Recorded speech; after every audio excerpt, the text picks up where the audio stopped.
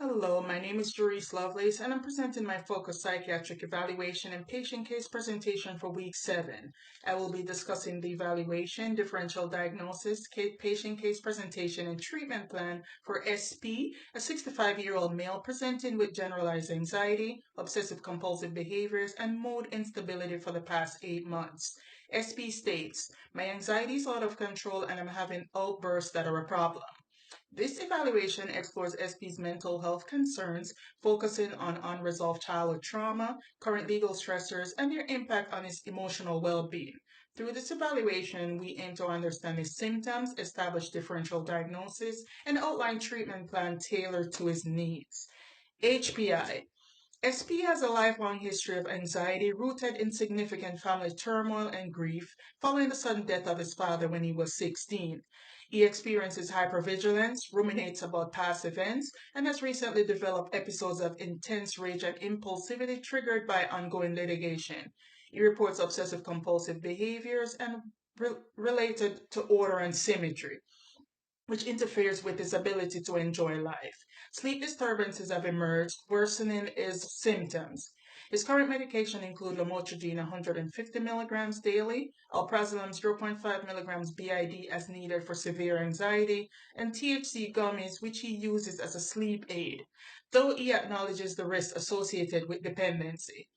Past psychiatric history and family history. SP has no history of psychiatric hospitalization, but has seen providers for medication management and briefly engaged in therapy in the past. Previous medication trials include risperidone and Depakote, which were discontinued due to side effects or ineffectiveness. His family history includes possible bipolar disorder in his mother and cousin. Psychosocially, SP lives in a supportive environment with his husband JB, who has encouraged him to seek professional help. Mental status exam. SP appeared well groomed and cooperative with a calm demeanor and logical thought process. He described his mood as anxious and distressed, with a restricted but congruent affect. While he denies hallucination or delusions, he reported passive suicidal ideation without plan or intent.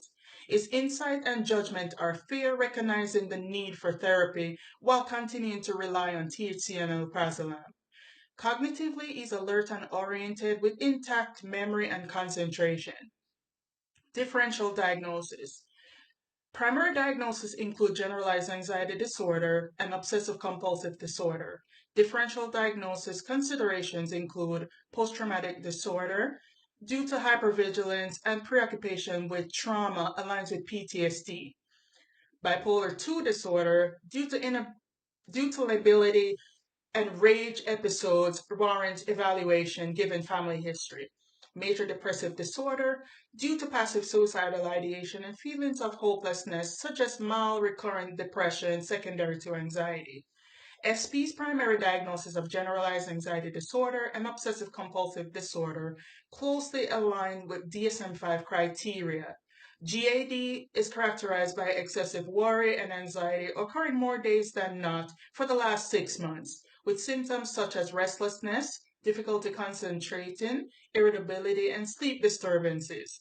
SP reports pervasive anxiety, hypervigilance, racing thoughts, irritability, and recent sleep disturbances, supported by his GAD-7 score of 14, indicating moderate anxiety. OCD is defined by intrusive obsessions or repetitive compulsions that cause significant distress or impairment. SP experiences a persistent distress and need for order and symmetry, and compulsive rumination about past events, which disrupt his ability to enjoy life and function effectively. His symptoms are time consuming and clinically significant, meeting DSM 5 criteria. The chronic and disruptive nature of these conditions, exacerbated by unresolved trauma and legal stressors, underscores the need for comprehensive treatment. Case formulation. SP's presentation reflects chronic anxiety, obsessive compulsive behaviors, and mood instability exacerbated by unresolved trauma and current stressors.